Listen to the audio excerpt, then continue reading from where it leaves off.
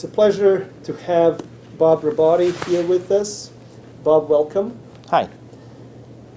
Bob is the president of Robotti and Company, which he formed in the early 80s.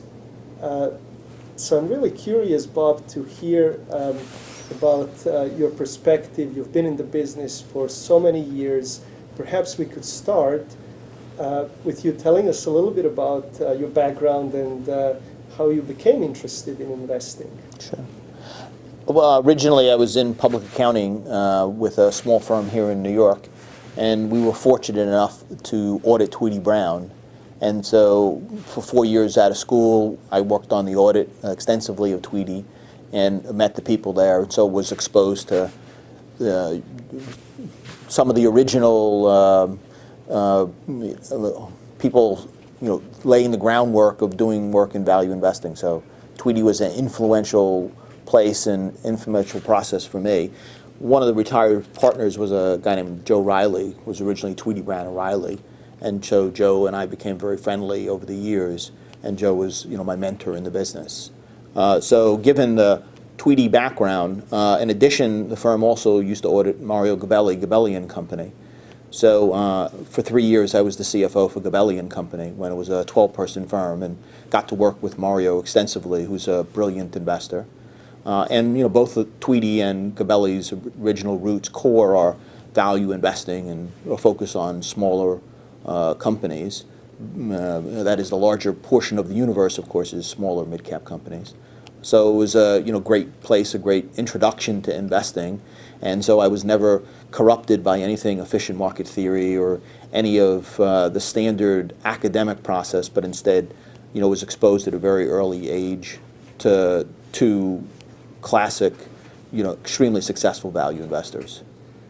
And what motivated you to set up your own firm, and can you tell us a bit about how your firm has evolved since the Sure. Early 80s? Sure. Well, when I worked at Gabelli, it was a 12-person firm, as I said, and my background was on the accounting side, so I handled administrative, accounting, financial functions for the firm, but clearly was not involved with the research process, and Mario didn't need me to come up with research ideas. Right? Managing, when I left, $77 million only, he was very long on ideas and short on capital to manage, so he didn't need to supplement that research process in any way. And again, having not been classically trained, for me to find a position in research was really impossible. So as I say, the only one foolish enough to hire me to do research would be me. So I had to start my own firm. So that was the original process of it. And over the years, the firm's grown dramatically. Today, it's 28 years, and we have close to 28 employees, so about one a year we've added. And there's a core group of people, many who have been here with me for a long period of time, who are involved with the research process. And that's really helped the firm have more breadth to it. And can you help us understand your investment philosophy? I know you like to focus on the small cap sector. Can you tell us a bit about the investment approach and how do you go about finding your investments? The group of people who are here who add to the research process, it's a decentralized process, so not an authoritarian who dictates roles for everybody to play. But all of us have a similar concept. We're looking for companies we think trade at a significant discount to intrinsic value, and there's many different ways that happens. And there are, of the people here, people doing screens with various statistics. Although a lot of it is clearly oriented toward free cash flow potential of a company, and valuation. But we're looking for sum of the parts opportunities, hidden assets.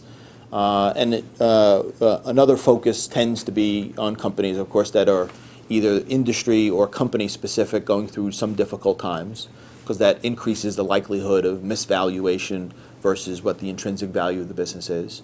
So it's somewhat eclectic, but we've been together as a group long enough that we have a good sense of what we think is an intrinsic value for a company and the disparity in trading price. And how has your role changed over time, if at all? What do you spend your time on? Are you still very much involved in the research and finding the ideas? I would say, having started the firm and having come from a background of being the CFO for Gabelli and Company, the areas where I had no problem, really were the more administrative side. So as the firm's grown in complexity, I no longer do those things, and so there were people here who are extremely competent, kind of on the administrative compliance, financial side. So I probably spend easily as much time doing research today as I did then, because I always was involved somewhat with managing the business. And fortunately, as the complexity has grown, I've had people supplement and take over those roles and done a better job than I did part-time doing it. So my involvement with the research process has been probably the same and maybe even a little bit better than what it was when I first started the firm. You mentioned the opportunities you look for to identify companies that are trading at discounts to intrinsic value. And as value investors, we all like to find these sort of situations. I guess, where do you like to focus on? Where do you think there is a good potential for not only disparities between the market price and intrinsic value, but where the odds are stacked in the favor of the investor? There are many companies that potentially trade below intrinsic value, but that can persist. And what are some of your favorite hunting grounds? Well, a favorite really is industries or businesses that are out of favor. So, that is definitely an area of focus for us. And therefore, that changes over time. What industries, what companies are out of favor, that's a transitional kind of fact. So it will evolve and rotate. And some of it will also be in the similar company or companies we already know. Right? Having done this as long as we have, sometimes we've known a company for 20, 30 years and have owned it in the past, didn't own it in the past. So therefore have kind of a history of knowledge of a business and industry. And so therefore that's a source of new investment ideas today too. And in terms of when you find an investment that stands out to you, I guess how far along the spectrum would you go to be involved in realizing the intrinsic value? Do you, how important is management and getting comfortable with getting to that intrinsic value, and if it's in your control or not? I am somewhat familiar with your letters to Acergy, the oil company, and how is that typical of some of the work you do, or would you rather be passive? It's much better to be passive. Even in Acergy, the involvement we had, I would say really didn't move the meter. And instead of trying to be leading someone along to where they should be, it's better, of course, if they're already predisposed and think in the right frame of mind. So that's a preferable process. And Acergy, as I would say, in a lot of situations where we've been activists, I would somehow call us passive activists. So, we're not identifying a company that we think trades at a significant discount and then becoming the activist to push the company to realize that value. Instead, if we're investors in the company and the company either doesn't take certain actions that we think make sense or does take actions that we think don't make sense for shareholders, to be more vocal on that we think kind of makes sense. And I think that's an important thing, that there really is separation of capital from the board and from management, and having more conversation in that process to communicate. More communication is a better thing. Structurally, there's a lot of reasons why it's difficult to do that, and the status quo tends to not foster communication, which is an unfortunate thing. Because I frequently, some of the companies that we're involved with, I do think trade for substantial discounts to what intrinsic value is, and I always will talk occasionally to managements and boards in the concept of, you and I are on really the same side of the fence, and there's an interloper out there who can come along and see our company and identify that it's worth twice where it's trading at, and there's an opportunity for him to insert himself into that situation and to be an activist for change that may lead to a transaction that may be a 35% premium to the current market price. Clearly, that's a profitable thing for that interloper to do, but you, the management, and me, the shareholder who's got a long-term view, we're the ones who potentially are disadvantaged, because I think it's worth 3 times where it's trading at today, and over the next 3 to 4 years, if I can realize 3 times the value, my annualized rate of return is going to be better than a 30% bump in the short period of time. And you, the management, in that new configuration, whatever that might be, you may be better off, but there's a good chance you're not better off. So we've got an area of commonality that somehow we should work together to protect that. And so therefore, we both realize the value intrinsic in the company today. And to do things to accelerate that process and to be cognizant of that and to maximize the value is important for us to do. And how receptive have you found management teams to be, or I guess what have you learned over time in doing this?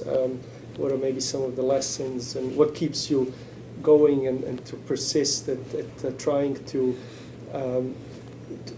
convince managers that it's in their interest to be looking at it the same way that you do? Yeah, I would say that as a rule of thumb, I'm more disappointed than excited about the responsiveness. But runs the gamut. There are certain people who are extremely responsive, and yet there are others who even view me suspectly. What is my goal? What is my intent? So it's a range of options. Again, it comes back to it's better to have a board and a management who kind of get it themselves and aren't being led there. That's a lot better option. Perhaps we can get back to some of these inefficiencies that you talked about. Could you give us a few examples of inefficiencies that you see out there that may create some investment opportunities? They really kind of run the gamut. And I guess I'm always limited by broad questions and putting things into boxes. It's easier for me to talk about specifics on companies, like why do I think a company kind of is misvalued. And I think you alluded to one of the great reasons earlier on, and you didn't say the words, but you referred to value traps. There are plenty of companies that trade for less than intrinsic value, and if the intrinsic value is not growing and the board and the management aren't doing anything to realize that and improve that intrinsic value over time, you could buy for half of what it's worth, and you could find yourself 5 years later owning a company that trades for half of what it's worth and the value hasn't grown over time. So an important component is looking at, and over the years of value investing, 28 years, I'm sure more than once or twice we've invested in value traps. But even the concept of value trap, I think is interesting, because what makes for a value trap sometimes I would argue is really transitional, and it's not a permanent factor. The analogy that I was recently talking about was Buffett and deciding to get into the railroad business. Everybody would probably, for decades, the railroad business was a value trap.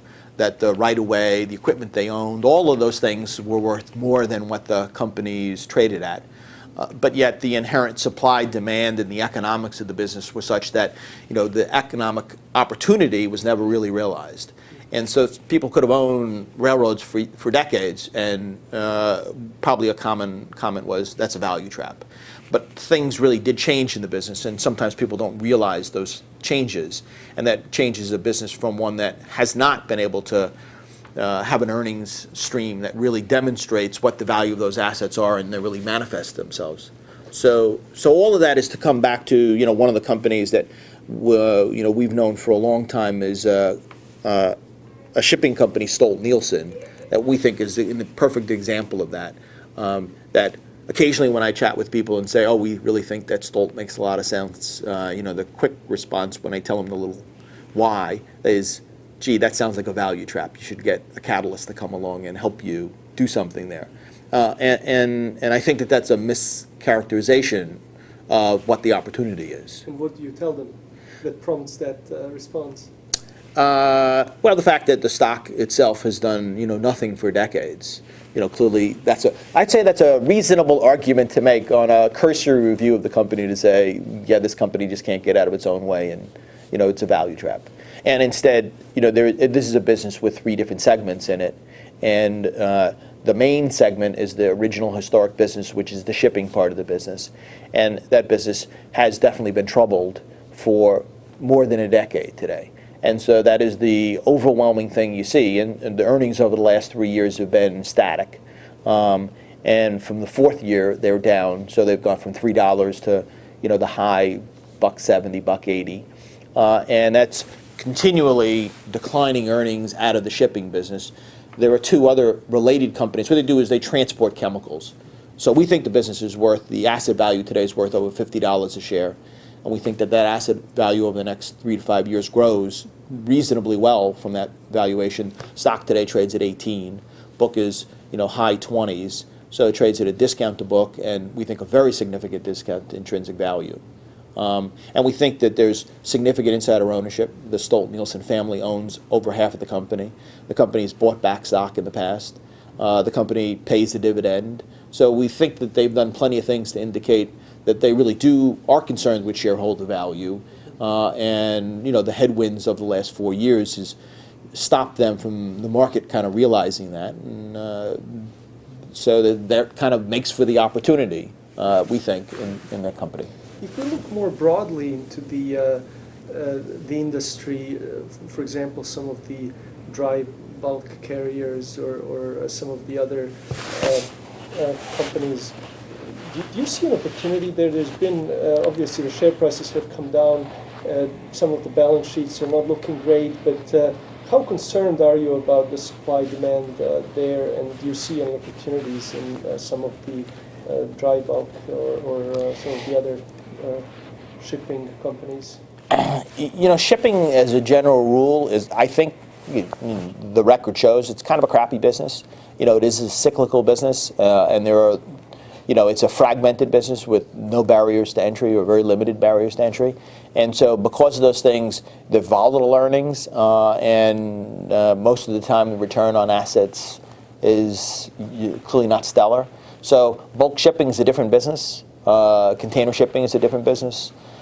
Crude carrying is a different business. Product carrying is really a different business. So in shipping, there really is, you can't compare one to the other. That's why I've been attracted to the chemical business, because I really think it's a very different business with different dynamics to it. So, and I don't know the bulk shipping business. And, the order book on new shipping, the demand for shipping, those are all key drivers.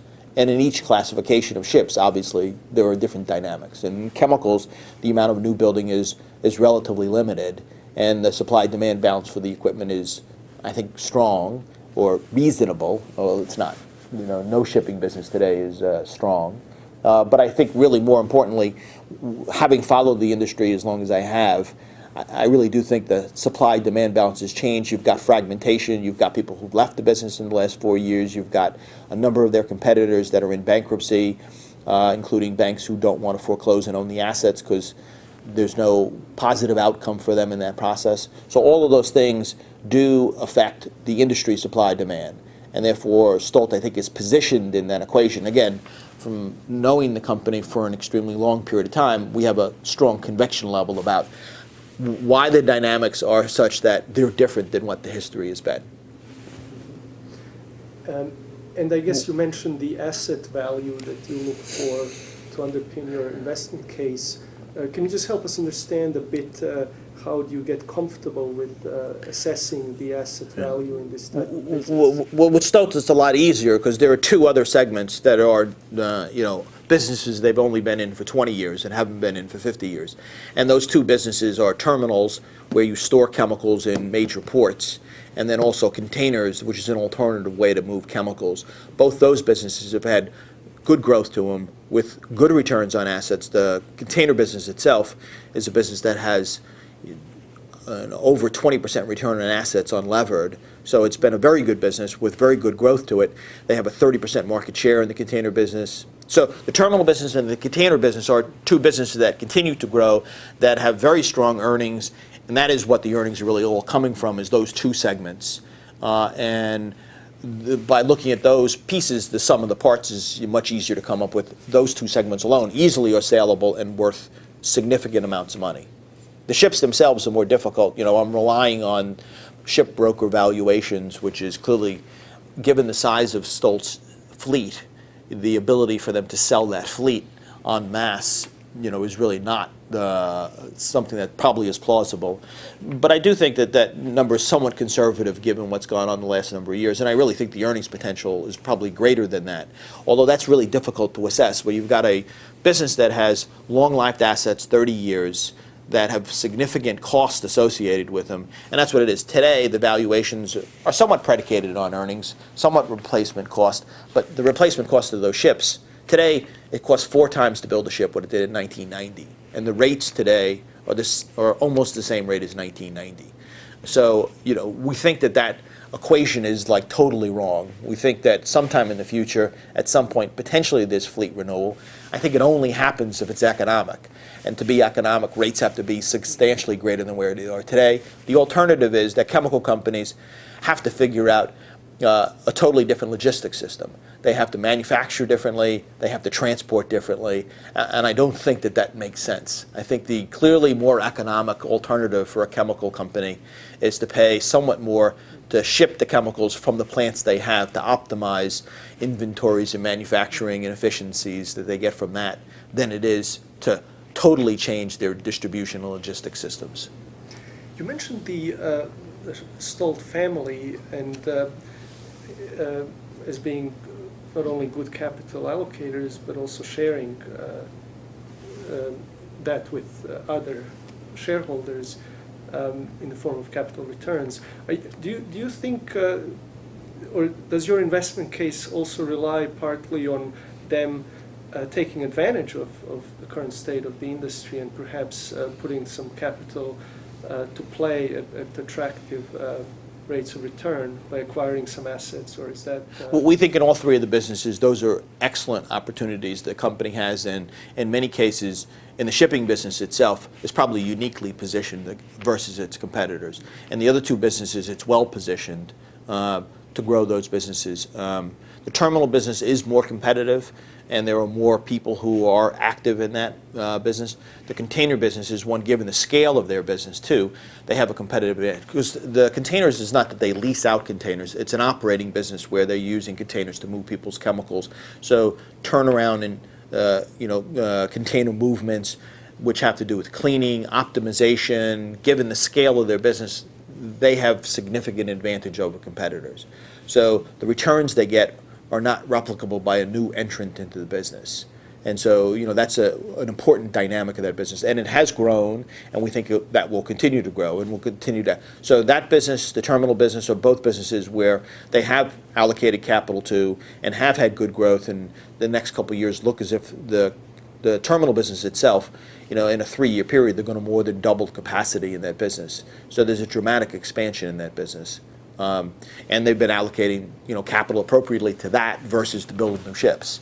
That said, on the shipping side of the business, given the consolidation and the competitive landscape and the financial distress of their competitors and the share they've taken away from competitors, we think uniquely positions them as chemical activities probably move up over time to be the beneficiary of that process with a competitive landscape in which people know they can't displace them, because some of them tried 5 years ago, and that's why they're in bankruptcy today. So, they're not going to replicate that, at least any time in the short term. So we think that there is, a different aspect to pricing in that business that also leads to higher returns and reinvestment in assets that make sense. And the chemical business itself, we think also is positive in terms of, we do think that at some point economic activity does stabilize and rebound, and that will mean increased chemical manufacturing and production. It also means with the United States and shale gas and the advent of the rebirth and resurgence of chemical manufacturing in the United States, that also further fragments manufacturing process, and therefore the needs for the movement of chemicals and therefore the ton-mile transportation aspect. So not only is there a pickup in the business, we think that that probably is accentuated in terms of the movement of chemicals and therefore the need for transportation. You mentioned shale gas. I know you've been intimately familiar with the oil and gas industry and have made many successful investments there over time. I'm really curious to hear what your view is when we were speaking about value traps. a lot of the natural gas companies, the owners of natural gas assets in North America, look cheap to any value investor. But what is the investment case there?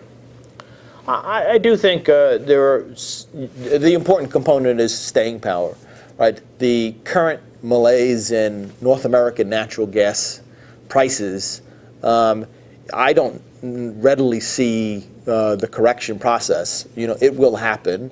Supply and demand will influence people's decisions, and clearly the ability to displace at a much lower price point with predictability that will be sustainable. So it's not this is a 6-month phenomena that you've got this opportunity. So natural gas displacing other forms of energy clearly makes a lot of sense, and I think that's a decade-long process here in the United States. So that underpins the demand for natural gas and natural gas production and natural gas drilling activity, I think over time clearly improves. The question is that 6 months from now, is that a year from now, is that 2 years from now? So the staying power to be there, and more importantly, the staying power and the balance sheet to be able to take advantage of potentially opportunities clearly that are going to be provided in the next year or two, is an important value adding factor. So I think in 5 years' time, natural gas prices in North America will be more robust than they are today, and activity will follow that, and so there'll be a lot of beneficiaries of that. You got to make sure that your play in the area is going to be there, though.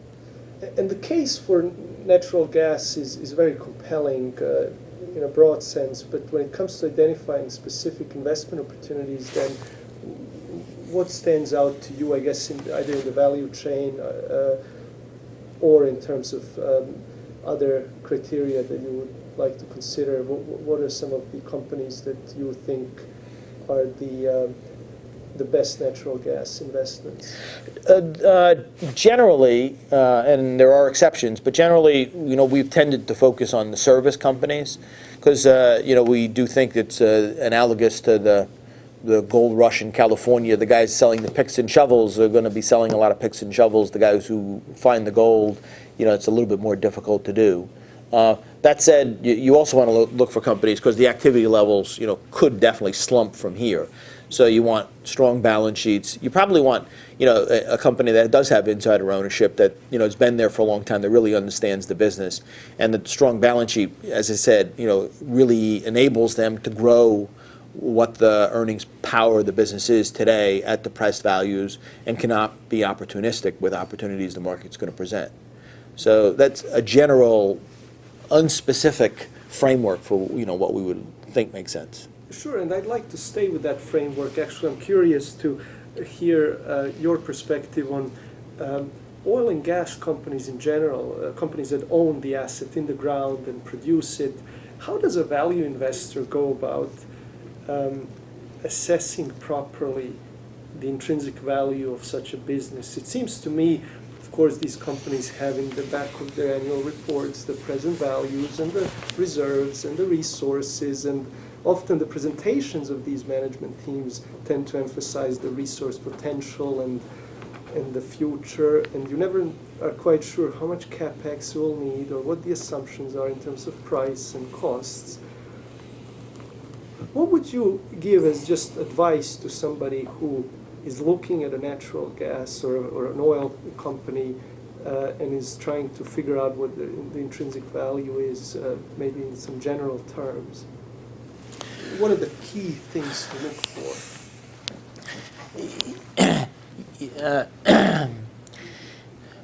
As I said, we've really focused more on the service companies, so we don't have that, because there is uncertainty in my mind as to what's the right. There were two different prices for oil and gas, for gas in North America, I think, for the next decade. The first price is predicated on the economics in various shale plays that are dry gas, and where is that point in which they represent reasonable rates of returns. And there will be some gas fields that will have a higher cost and therefore could well for the next 5 years, because that's what it is. There's a decline in gas drilling, which will lead to a decline in gas production. That's, of course, moderated by the fact that all the oil drilling is going to produce a lot of gas, because most of what's being produced out of each one of those wells is probably gas and not oil. So even if you've got this transference from gas drilling to oil drilling, it really significantly moderates the decline in production, because you've got plenty of new gas coming online too. So eventually, over time, that will moderate the production, and demand at various points, including if the economy recovers sooner, that will lead to more demand sooner. So the demand side will change, the supply side will change, and there'll be some kind of balance, but a close balance until there really is the ability to export gas. Because eventually, 10 years from now, I do think North American natural gas will be part of the world market, and there'll be capability to transport, and so therefore the price will be dictated by a world price, as it is today in oil in many cases. But that doesn't happen for a significant amount of time. You know, the barrier to get to putting it as part of the world market is a long time period. So I'm not sure if $4, $5, or $6 is the right clearing price until you get export capacity that really starts to impact the price, that starts to equilibrate the North American price to the world price. So it's difficult to do that, I think. Now, there are, I think, exceptions to that. There is one North American natural gas producer that I own a large amount of. I own 9%, over 9% of Panhandle Oil and Gas. I've been a director of the company since '04. Been a shareholder of the company for probably 30 years. So I've known the company for a very long period of time. But Panhandle's a different company, and I hate to use the phrase unique, because I always think it's overused, because unique means there's nothing similar. And pretty much everything is things that are similar. Panhandle is different, and there are other companies that have similarities this way, in that it owns mineral interests. So it owns 250,000 net mineral acres, which is a perpetual asset. So that's one of the things you've got. You've got a finite business with finite resource, with finite leases. And time value potentially works against you. So you have lease expirations, or potentially you do things that are uneconomic, so you don't have lease expirations. So there's a lot of things that are working against you. Here with Panhandle, they own it in perpetuity. So whether it happens today, tomorrow, 2 years from now, 5 years from now, the asset is theirs, the resource associated with it is theirs, and the balance sheet is also unlevered. So therefore, that's the other thing that could be game over for a company prior to the rebound in gas prices. So the balance sheet is strong, therefore it's sustainable, and the asset they have is a perpetual asset. So those are kind of different things that you don't normally find in an oil and gas company. How were they able to get perpetuity? It's just the nature of the business. There are mineral companies that are out there. They're few and far between, and most minerals have moved away long ago into hands, because none of the public companies really own mineral interests, and so it's the manifestation of 90 years of work. So therefore, you can't replicate it today. And is the business model also more attractive because does this company partner with producers and does not need to put in capex of their own into being the mineral owner? That's right. They have an optionality that you don't get as a leaseholder, probably, because they own that interest in perpetuity. And every time a well's drilled, they have the right to lease that mineral out to somebody else and take back a 20% interest in what's found there. So therefore, they can elect to put up no capital and get part of the rewards that come from the well. Conversely, if they do participate in the well, they do also have that mineral interest. So that's what I normally say is, if 20% is the normal royalty that is paid on every leasehold, when we drill a well, along with Devon as the operator, high-class, excellent company, our pro rata cost of that well, we find 25% more natural gas or oil in that well than Devon does.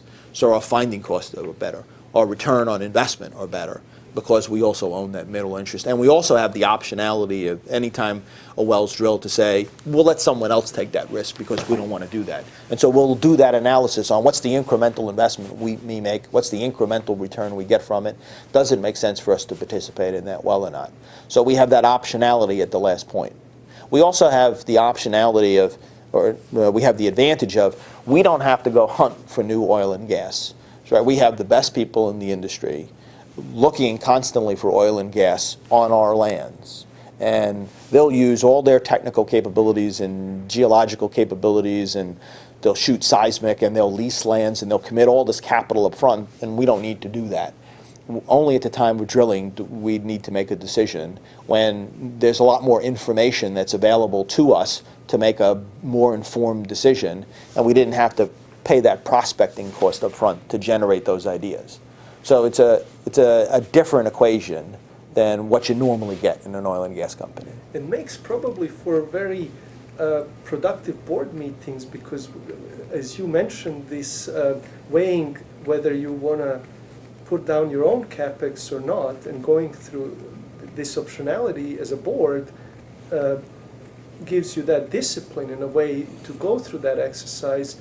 Do you think that many E&P companies that don't have that or don't need to think about that optionality, they naturally gravitate towards optimistic cases for capex? And is that have you noticed that with boards of E&P companies where that discussion probably doesn't even take place? Well, I don't, there's more risk in those decisions, and they've got to make certain commitments to drill wells, to get into areas, to lease up front, to spend the money up front in the process. And, the hope and expectation that, and that's, that is one of the issues that you have in drilling the first well. The results of the first well, you would expect and hope, aren't going to be as good as the 8th well that's drilled in that area, because the 8th well is really going to be based on 7 wells and all the experience gained from each one of them. And in each one of them, you're probably making some better decisions you did the one before.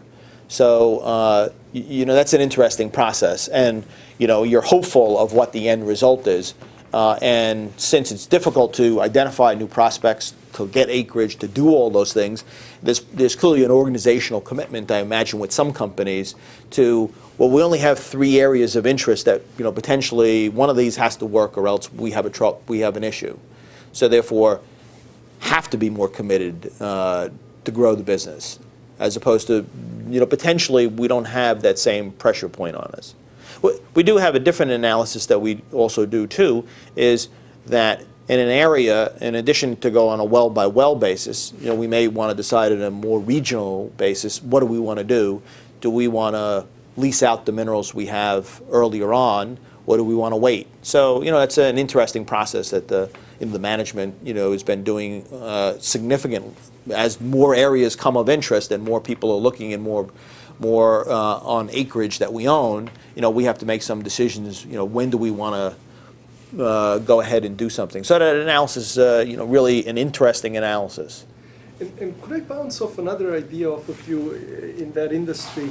I recently read some commentary from Encana about now they're actually, given the situation in the natural gas industry, they're now also looking again at oil and to putting more capex into oil exploration. Of course, they had the split of the company, and, right. and they are supposed to be a natural gas company.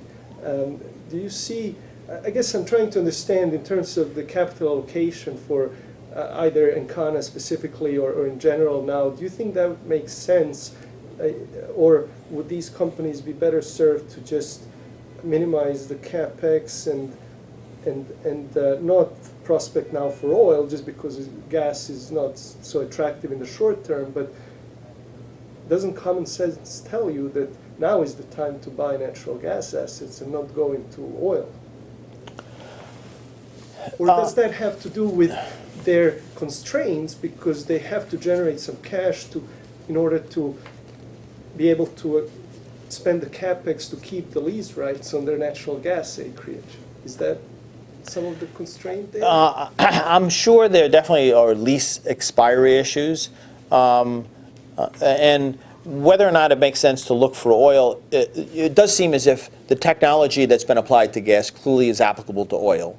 And people are out looking for new areas to exploit, and that probably makes sense. And Encana clearly is an organization that has capability to find oil and gas. The fact that they happen to be a gas company is more a function of Wall Street pushing them to separate out the two parts because that was better for them. Now, whether in Canada, who got just the natural gas assets, clearly they've been disadvantaged in that decision. For them to migrate back into oil probably makes sense, and they probably have the capability to make investments that will provide them good returns. You kind of don't think that would be the case. For them to buy more natural gas is problematic, given the company. I would imagine the asset base they have is one in which, in the next 3 to 5 years, will probably be more valuable than what it is today in today's gas environment. And they have a strong enough balance sheet where they're probably going to be around, but that doesn't mean they will be around because someone else may say there's an opportunity to buy a very large natural gas producer at a discounted time and probably is opportunistic. So whether or not the current shareholders of Encana will be part of that process is a question that kind of remains. And the more they would put back into gas, who's the beneficiary of that? That would be kind of an issue for them. Well, the other way of doing it is also to buy back their own shares instead of putting. Isn't that one other way to buy natural gas assets in the cheap? Realistically, all that does is accelerate the likelihood that the current shareholders aren't the beneficiaries of that. You just reduce the purchase price on it. So longer term, that probably is a reasonable approach. If it was a private firm where you were running the business and you could call the sale point. There's a public company and they don't call the sale point. So it is somewhat problematic today. I think if you're already a natural gas producer to double down and buy more. Although even at Panhandle, we've done some selective acquisitions thinking that natural gas probably are interesting assets today and probably are less than what they're worth on a longer term basis. So there may be some opportunities there.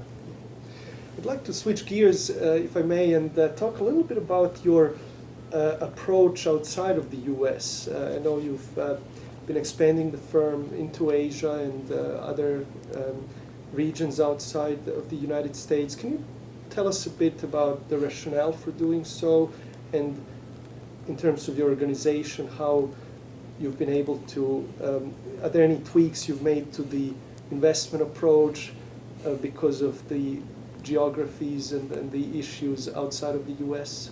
How has your experience been so far?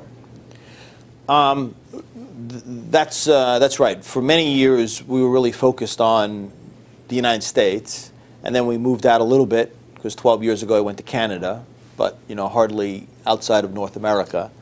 And then with a number of the companies we own, of course, today, they tend to have migrated elsewhere in the world. So, a lot of the energy service companies that we know and have an interest in do most of their business overseas. But more specifically, in 2005, Isaac Schwartz, who's been with us 10 years now, took a trip through Asia and decided, gee, there's a huge opportunity in a huge number of publicly traded companies, many of them with very long records, having gone public in the early 90s, so they've got 20-year histories of being public companies, so therefore something to evaluate and look at and assess, what we think the business is.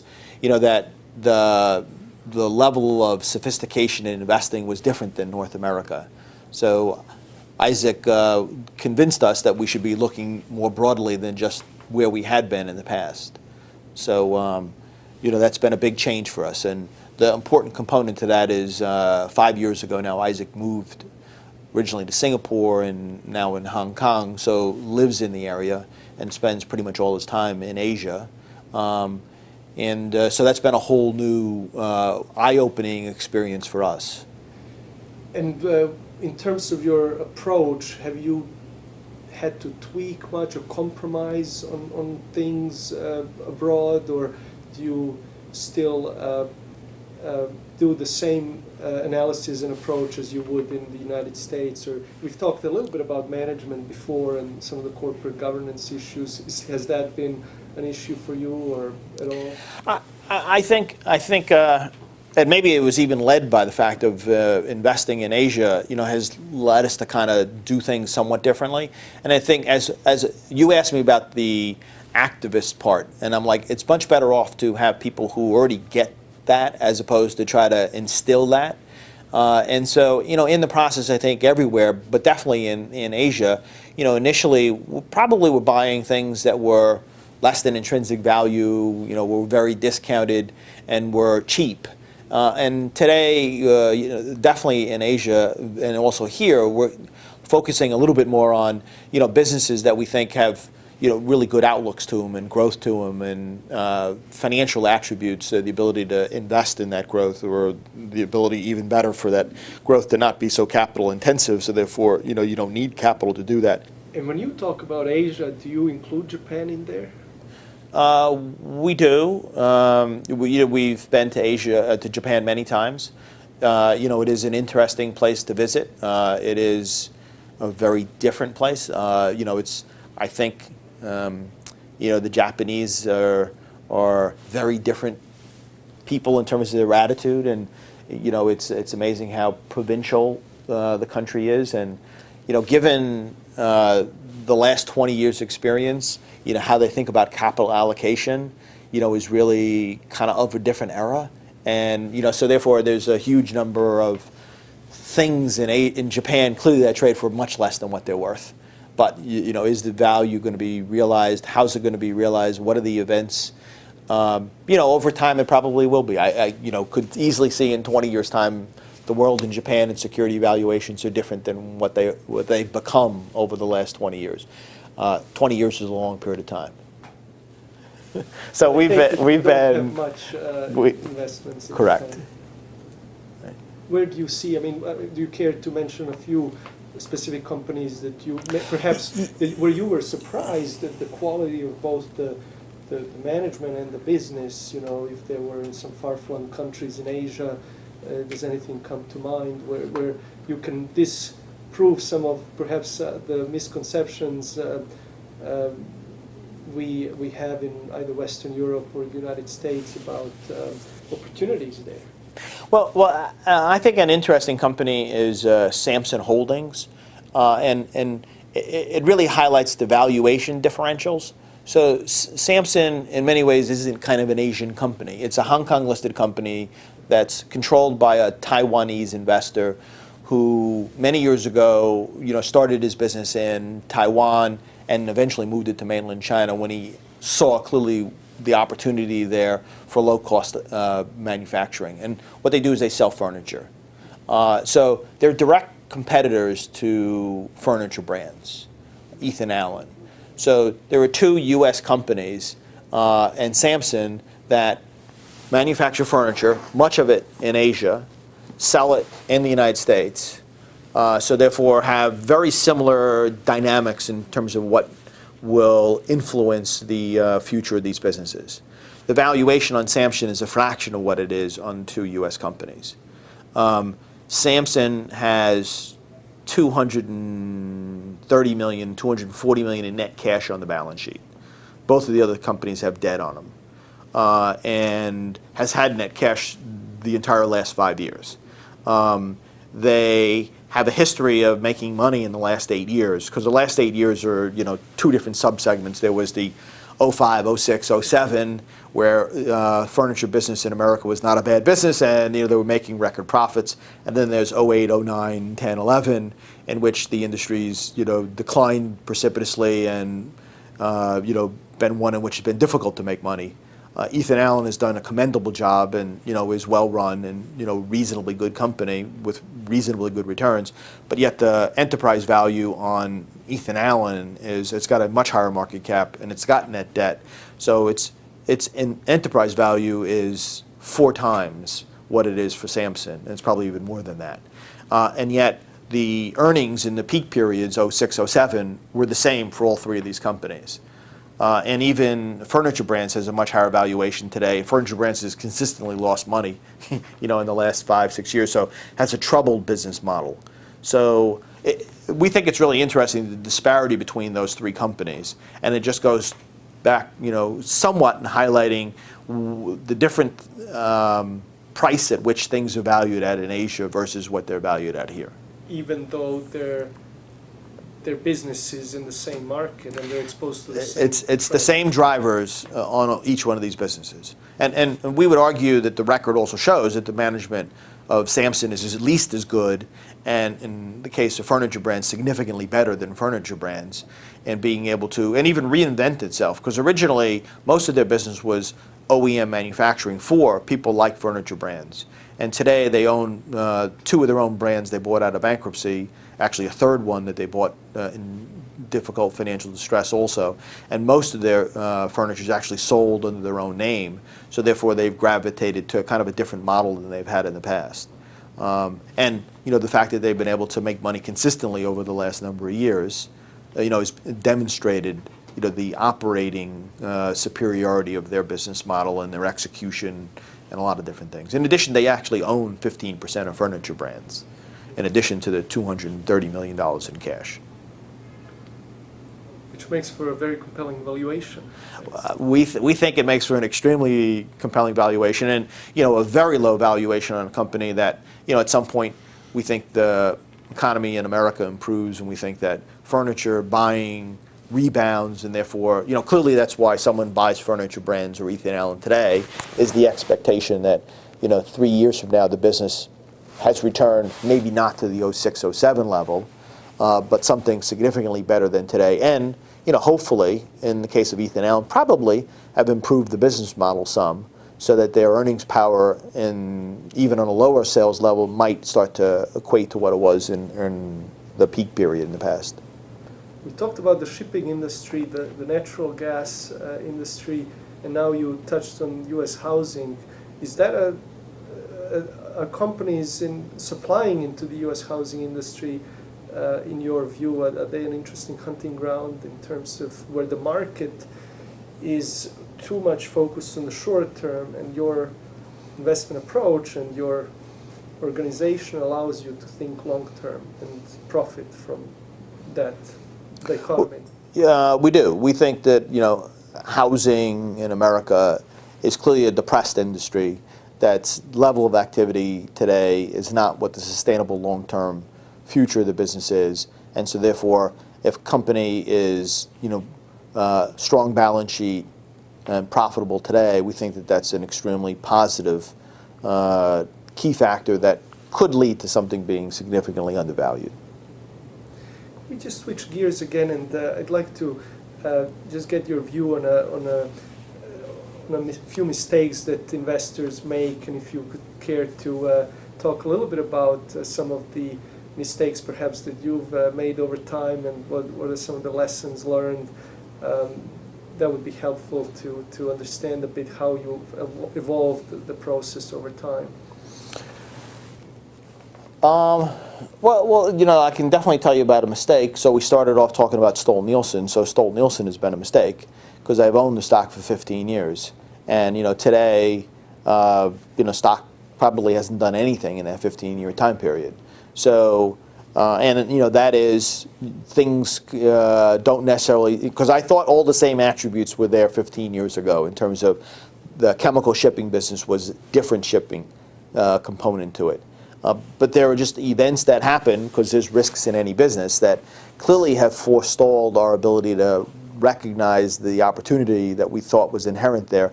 We've been bailed out somewhat because the stock today probably trades at the same price because the other two businesses have grown and grown dramatically and have really supplemented what they've lost on the shipping side of the business. So, we've been lucky in that we've, time value of money basis, we haven't made money, but we haven't nominally lost money. But we think the dynamics have improved in the business. So, you can be wrong, and I know why we were wrong on the shipping business in Stolt's case, but I clearly didn't know it at the time I invested 15 years ago, or else I wouldn't have done this.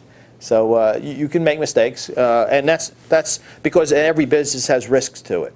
So we think we bought it with a margin of safety, and we think we have. As I said, we haven't lost money in the investment, but we've definitely been disappointed.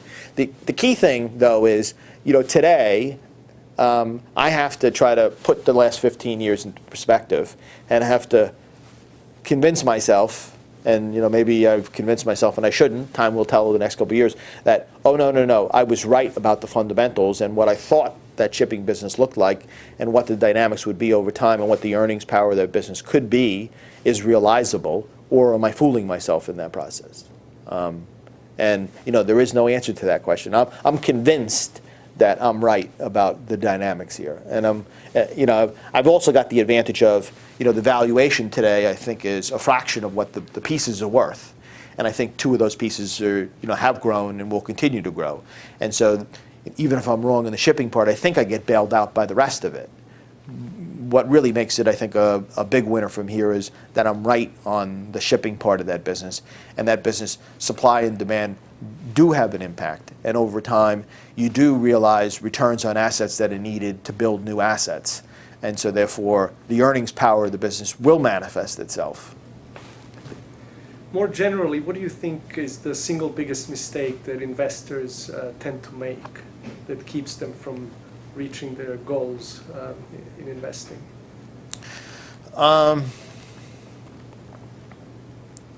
Well, I think, on Stoll, to go back to it kind of, people are wrong about things and lose conviction about things and therefore sell things. And they sell them at probably the inopportune times.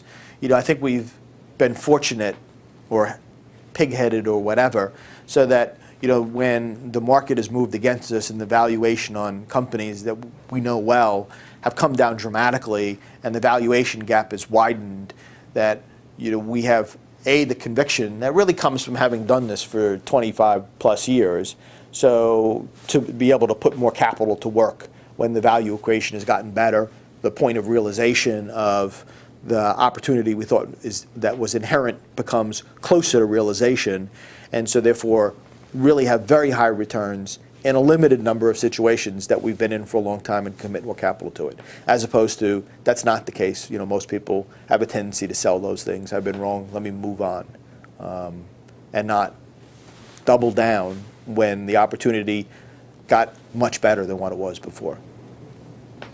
Just lastly, I'd like to really pick your brain a bit about the long time period that you've been in this industry, focused on small mid-cap companies.